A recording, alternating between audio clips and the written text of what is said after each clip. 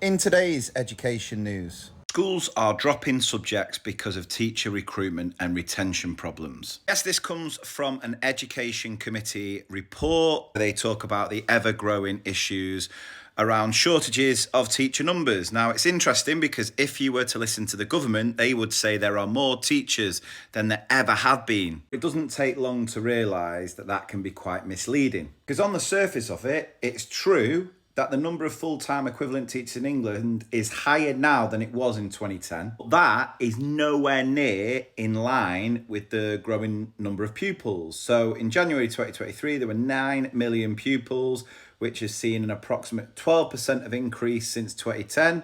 In comparison, the number of teachers has increased by about 6%. Which means that although there are more teachers overall in 2010, there are fewer in relation to number of pupils. Now, before we get into nuts and bolts of this, I just want to make it clear that this didn't need to happen. I mean, the amount of time, effort, and probably public money that's been spent on this report, which could have just been done by speaking to a teacher. Like, if you look through some of the videos I've posted over the past year, I've talked on numerous occasions about these issues, but the government just seemed to refuse to actually engage with the profession. But let's have a look at some of the recommendations they've made. I'm just going to quickly run through the recommendations this committee have suggested as far as improving the recruitment and retention crisis. First one is obviously reducing workload. It says that in the working lives of teachers, 92% cited workload as a reason to quit the profession. How do we solve that? Well, we need significant reform with Ofsted. Most of the workload issues stem from everyone panicking about being Ofsted ready.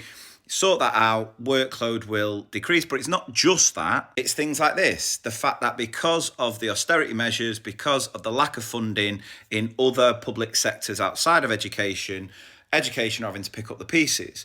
And that increases workload exponentially, but then also has a knock-on effect to this, which is a huge issue for a lot of teachers. And I'd say in the past year, I think this is a reason for why so many teachers leaving the profession will have increased massively. Then they go on to recommend how more funding should be in place to boost recruitment through bursaries and retention payments.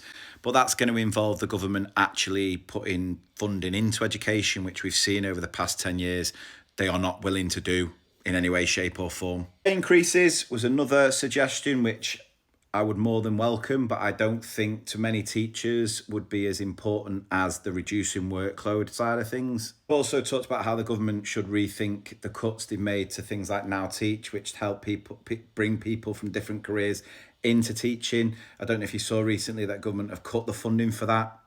The DfE have also stopped the pilot scheme that brought teachers from abroad to teach in England.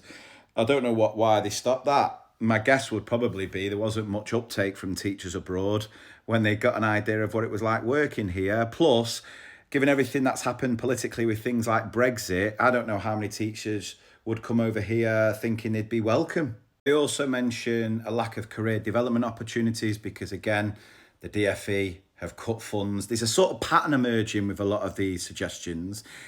Everything comes back to lack of funding.